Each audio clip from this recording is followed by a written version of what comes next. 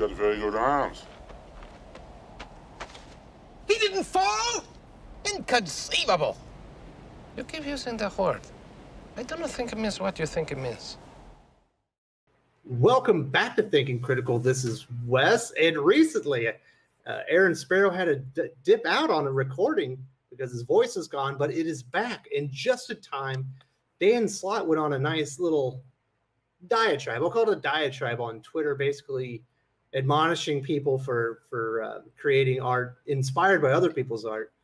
Very Stepford Wife-ish, basically, welcome to our community. You're going to enjoy it here as long as you play by the rules. Otherwise, we might murder you kind of vibe to it.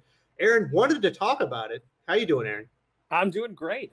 Yeah, my voice is a lot better. I took some time from talking, which for me is very difficult, but healed it back up and ready to go, ready to talk about this thinly veiled nice potential career you got there. Be a real shame if something were to happen to it. Twitter tirade that we got to see this week. Absolutely. So this is a 5-part thread. Then he adds a couple things on at the end, which I think are humorous. So we're going to cover it all. We're going to cover all 7 tweets. This is the opener. Thread. I'm on my soapbox here. This is basically what that means when you're on Twitter. Friendly advice for up-and-coming artists. The artistic community in comics is very welcoming and supportive. Citation needed. But we're always, welcoming and supportive if you follow our rules. Let me lay one out for you. There's a disturbing trend that's been going around that if you're an aspiring or upcoming artist, that can hurt your chances in joining this community. This, is a warning sign, right? This is to let you know, hey, listen, we love everybody and we're very inclusive as long as you follow the rules. Like I said, very Stepford Wife-ish. This is the pre-brief you get to when you get to the neighborhood. All the Karens. This is exactly what this is. It's a thinly veiled, lecture. And why do comic pros always feel the need to bang the gavel and say, here's a thread, where they're going to stand up and they're going to start pontificating. Just come out and say, just start talking like a normal person. But everybody has to come out and I am a person of importance and you must all now gather around and listen to me. And everybody on Twitter is supposed to, basically do the Millhouse and go hey, everybody, an old man is talking. And we're all supposed to gather around and sit and bask in the wisdom. And I'm really kind of tired of that attitude from comic pros. Just say what you want to say, but don't act like you're magnanimously delivering wisdom to me from on high. Listen, Dan Slott is doing you and I a favor, and anyone else that would like to be part of the comic book community that is so welcoming and supportive that he has to put out this thinly veiled threat before you enter it. So let's move on. Let's get to the meat of the heart of the matter with Dan Slott. Posting pictures and videos of how you would fix another artist's artwork is incredibly unprofessional. It's just not done. It's presumptuous, and it comes off as mean-spirited, cruel, and petty. It's no way to be helpful, and it's a very bad look on the person doing the fixing. There's so much in that second tweet to parse. Would you do me a favor? Would you read each sentence, and I'll just go sentence by sentence because I feel like there's just a gem in each one. Posting pictures and videos of how you would fix another artist's artwork is incredibly unprofessional. Oh, and then he follows it up with, it's simply not done, correct? It's not done. Well, actually, as a matter of fact, because otherwise, why would you have to address this? Second of all, it's done professionally. You can go back and you can look at Rob Liefeld drawing a New Mutants cover and being upset that I think it was Buscema redrew Odin's face because he didn't feel like Rob had captured Odin. And I understand that that's upsetting, but it is something that is done in the industry. In point of fact, anybody who's ever worked on licensed comics will tell you that they will get red lines from the artist. Let's say you're working on a Disney book and you turn in your pages. They will come back with red lines by one of the in-house Disney artists correcting certain things. I know that artists get frustrated and they get very insulted, especially if they're artists who have any kind of ego, either deserved or undeserved. So as a matter of fact, it is done in the industry. So let's just get that out of the way. All right. In a DC Comics, it was widely known that if you drew Superman's face wrong during a certain era, it didn't matter who you were. It was going to be redrawn. Exactly. There's a consistency and there's being on model. And I know that that's kind of gone out the window now with the more the lesser standard of quality that we're seeing from these companies in order to save money. But for the longest time in the industry, no, there was a certain mark of quality that you had to hit, and if the person in charge, the art director, didn't feel that you were hitting it, you were going to get redrawn. So now, obviously, that's the art director at the company and not somebody online. But I think that young people redrawing things to show off their talent or showing how they would interpret something, I don't think is necessarily insulting, unless they set out. That's not what he says. It's presumptuous, and it comes off as mean-spirited, cruel, and petty. Well, who would know more about mean-spirited, cruel, and petty than Dan Slott at this point? I think his Twitter activity has, and hey, we all have bad moments. We all have moments where we're petty. We're all human beings, and I think that we need to recognize that. I think that the difference is that most of us who are, I hesitate to, a little more acclimated to being social creatures, understand that everybody's going to be petty. Everybody's going to have moments where they go off, but they need to be able to apologize and come back from that. I don't see a lot of that behavior from Dan. He tends to, stand in whatever he said and rarely apologizes unless it's, to the mob that he's trying to appeal to, which, when they come for him, as they come for everybody, even, all of their allies. So, I feel like, Dan Slott lecturing people on being mean-spirited and petty, maybe a little bit of the pot calling the kettle black there. Oh, there's a lot about that in this thread. So he follows it up with, it is in no way helpful. Now, this is completely bogus. We know that when they originally were Sonic the Hedgehog trailer, the character look was very bad. There was a lot of feedback, and a lot of people said, this is what your Sonic should look like. They took it to heart. They went back, redid the artwork just as far as the character design of Sonic, and they ended up making a ton of money. So it absolutely can be helpful, especially if you have a less than desirable character design. Yeah, I think that we live in a time where comic industry professionals especially people who've been in the industry for a long time, like Dan, people who are in before social media, are used to being in forums where any kind of criticism, the forums were so enamored with having pros there that any criticism or critique that they were given was deleted or moderated out, so that it was just heaped with praise. With the rise of social media, if you're out there in the public, you're going to have to take your lumps from what people think of your work. I've certainly had some people who didn't like things that I did, and I try to address it in a professional way. It's like, I'm sorry you didn't like it. I'm sorry that you felt that it didn't come up to the standard that you expected. And I try to listen and take those things to heart. It doesn't mean I'm going to agree with them necessarily. And I think that one thing that a mature creator will do is help the fan understand that I'm willing to listen to your criticism. I'm willing to take things from it. But it's going to stop short of you convincing, I understand you didn't like this story, and maybe there's some things that I can learn from your critique, but you're never going to be able to convince me that I didn't like it. So if that's your goal, maybe stop short of that and engage in a positive manner. But I think anybody who's a mature adult can take, constructive criticism and criticism that isn't necessarily, just people attacking you. And I even think when people come and attack you, I had somebody attack me recently for, I would consider it kind of I don't know if attack is the word, but, basically they came at me in a very kind of insulting, how could you do this kind of way about a manga that I adapted, 13 years ago. And I just calmly explained what the situation was when I wrote that manga and, what the editors had asked me for, and that I tried to deliver that. And I'm sorry that they didn't enjoy it. And if I had been the editor, I probably would have written it differently, but I delivered what I was asked for because I was, just a mercenary looking to get paid. And I tried to do a good job. I tried to make it as true to the character as I could within the parameters that I was given. But, and I turned them around just by being polite and addressing them in the way that I had wished they had addressed me from the beginning. But eventually they got there. So I think that it's incumbent upon us to be the professional, to be the bigger person. So that's the model that I try to use, and I wish more professionals would go into their interactions with that kind of attitude.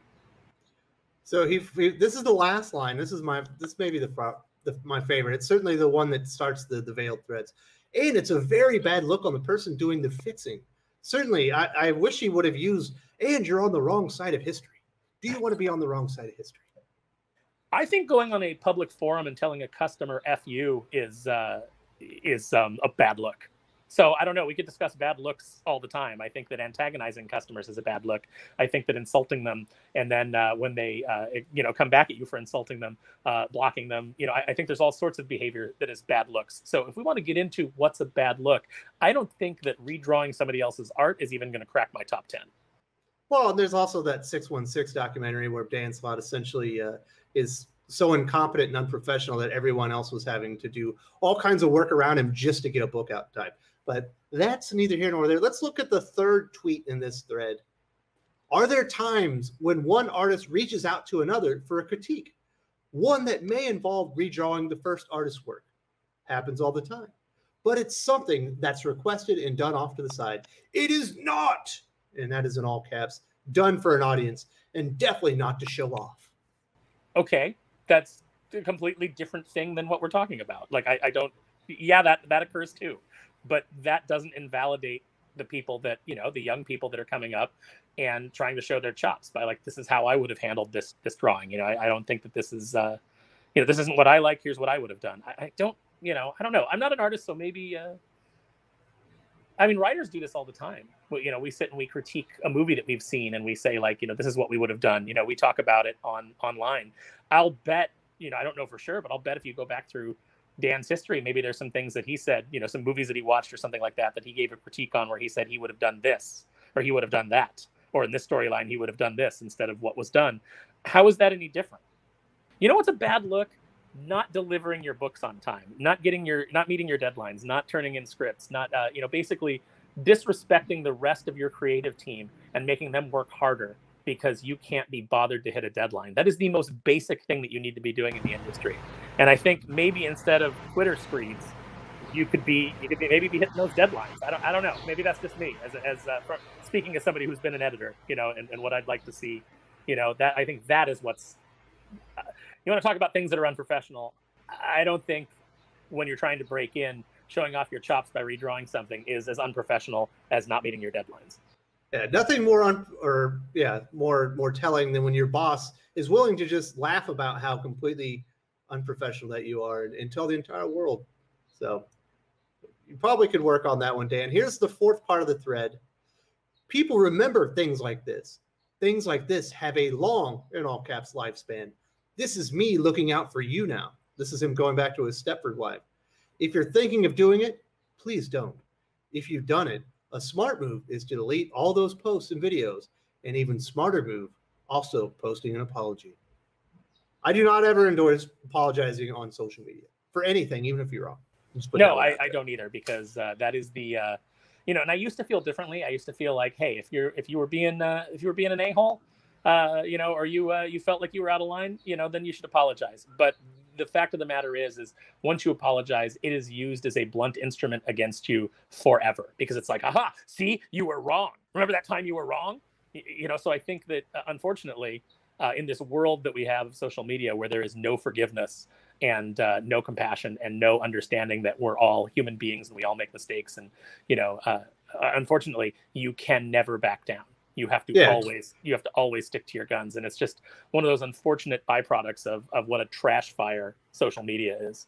But yeah, I definitely don't recommend apologizing. Twitter is essentially digital Game of Thrones, and bending the knee is a death sentence.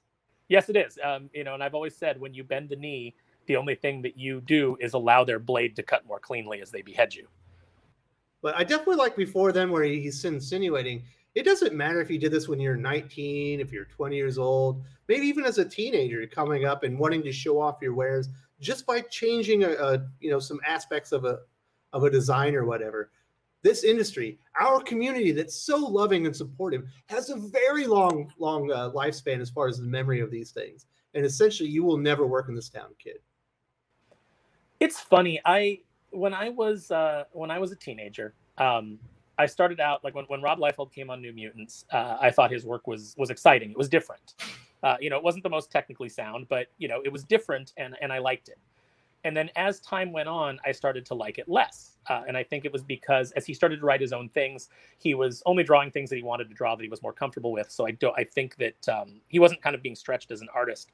And I started to dislike what he was doing. And at a convention actually kind of got into a little bit of an argument with it. This is like in 1993. And I don't even know if he would remember this, but we kind of got into a little verbal back and forth about what I didn't like about it. Now, fast forward to today, and I see Rob, at a local show. See him every once in a while. Every couple of weeks, he comes in looking for stuff, and really nice guy. We have nice conversations. Really enthusiastic about comics, and I've learned to and it's just like that's all just water under the bridge for me. And I think it is for Rob too. Even if I told him hey, remember that time we got into an argument? And even if he did remember, I think he'd be like, oh well, that was like what, 93? Good God. You have the ability to move on as an adult, and things change and your relationships change. The problem with social media is you are beholden to everything you have ever said for your entire life. And you were a teenager and you're in your late 20s now. Guess what? You're still going to be held accountable for whatever edgy, stupid things you said as a teenager because it's social media. And I think that's ridiculous. I think we all think that that's ridiculous. Anybody who's outside of the sphere of trying to intentionally hurt people thinks it's ridiculous, because as adults, we all recognize that you grow and change. The person that I am now is not the person that I was 2 years ago, or the person that I was 5 years ago, and definitely not 10 years ago. I'm a very different person than I was 10 years ago. 10 years ago, I was a lot angrier. I had more of a chip on my shoulder. I was more prickly. And, hopefully now I'm wiser than I was then. And, I believe that I am. And I hope in 2 years, I'm wiser than I am now. I definitely feel like I'm wiser than I was last year, or that I'm even wiser than I was in December. It's like I've learned some things since then. And the fact that social media and these people who are just malicious and intend to hurt you just lie in the grass and can't wait to validate their own, just their own existence by trying to hurt somebody else. The fact that that's their whole goal is disgusting to me. And, I don't care what you did 10 years ago. I care what you did today. It's crazy. If some people might look at this and be like, oh, he's exaggerating. He's really not. It's an incestuous community within comic books, and everyone knows each other. They all talk shit about each other, and they all try to screw each other out of jobs. So this isn't just a veiled threat. This is real life. They will hold things against you until the end of fucking time. You want to talk about how welcoming and inclusive the comic book industry is, and what a lie that is. One artist that I have worked with in the past and would never work with in the future, I saw them commenting on this and basically like agreeing with Dan's take on it, about how it was rude and unprofessional and unseemly and simply not done.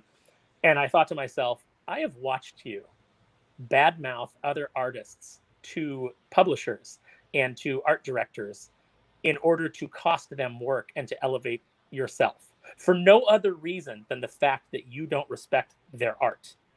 So the hypocrisy of this, it's like everybody's out there saying like, oh, and doing their little virtue signal and their little sign in, yes, you simply don't do this. The art community is welcome and professional. No, it's not. It is a den of vipers. There are some good people in the industry. I've met some people that I am extremely loyal to, and that I will fight for them and have their back until the end of time, because they possess those same qualities of loyalty and respect. But there is a lot of people in this industry that will stab you in the back or stab you in the front. So, when you see these creators going off on these moral high grounds, I just want you to know they have no room to talk, the majority of them. These are people who have this, they're just human beings like us. They have a sense of moral superiority that they don't deserve. They are involved in all kinds of things, from theft to embezzlement to adultery to, all manner of, all manner of sins that they're committing while they tell you how virtuous they are. So, yeah, I mean, I've watched people who claim to be feminists actively destroy other women, simply because they didn't like the work that they do. And, there's a lot of people whose work that I don't like, but I would never go out of my way to try and hurt their career. I want people to get better. There's people that I'm reading right now that I'm like, wow, I really don't enjoy their work. But if I was their editor, I see things in them that I could develop, that I could help them with. I think that's really kind of what we've lost in, not only in this industry, but just as human beings. And I think that 20 years from now, there's going to be a lot of studies on social media and how it affected society. And it's not going to be a positive. I don't think that social media affected society in a positive way by any stretch of the imagination.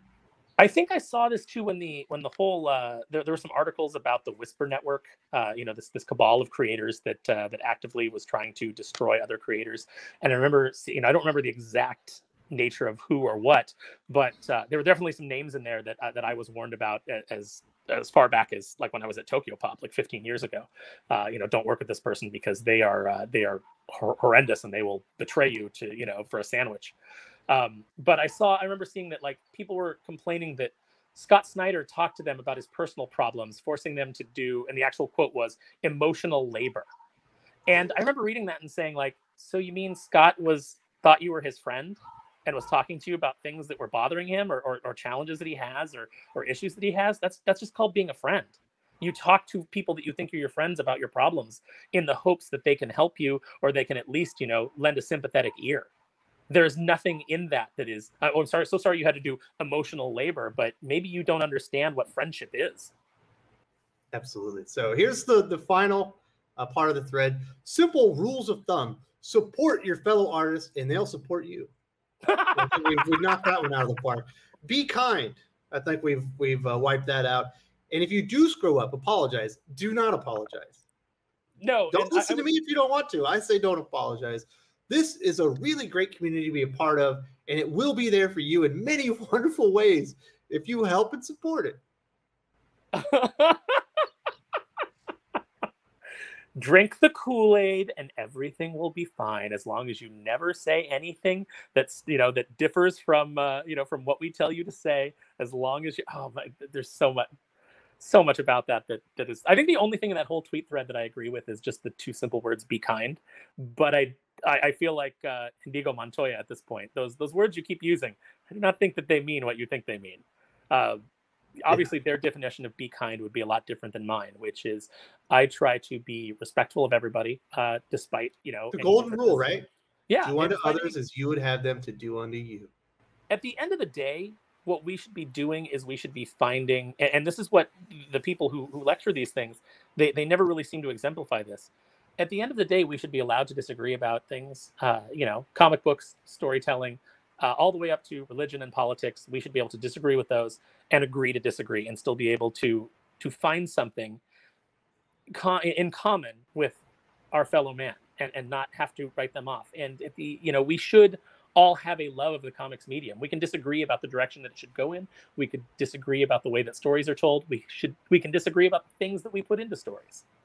But we should all have a love of the medium that we can find common ground on. And I think that that's where being kind would actually work. I think that that's my definition of being kind is I may disagree with what you have to say, but I will defend your right to say it. And, I have in my Twitter bio right now that I talk to everybody. I don't care who you are. If you come at me and you're friendly and you want to have a conversation, I will talk to you. And then it says after that, so don't paw at me with your little cliques. I don't have any interest in being in any little cliques. I don't have any interest in being any Whisper networks or any little cabals. I want to be as open as possible. I want to give people the chance. Even people who disagree with me, I want to talk to them. Because how do you get people who disagree with you to come around to your way of thinking if that's what you want? You do it with kindness and you do it with respect and you do it with conversation.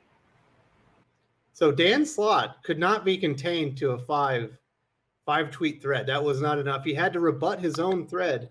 And this is the first thing he said. Swear to God, this thread was not done as a finger wag. Okay, if you say so, sir. It was done as a lifeline. I'm just trying to save you, Aaron. I'm not trying to tell you how to live your life. I'm trying to save you. Please do not throw your career away before you've even started.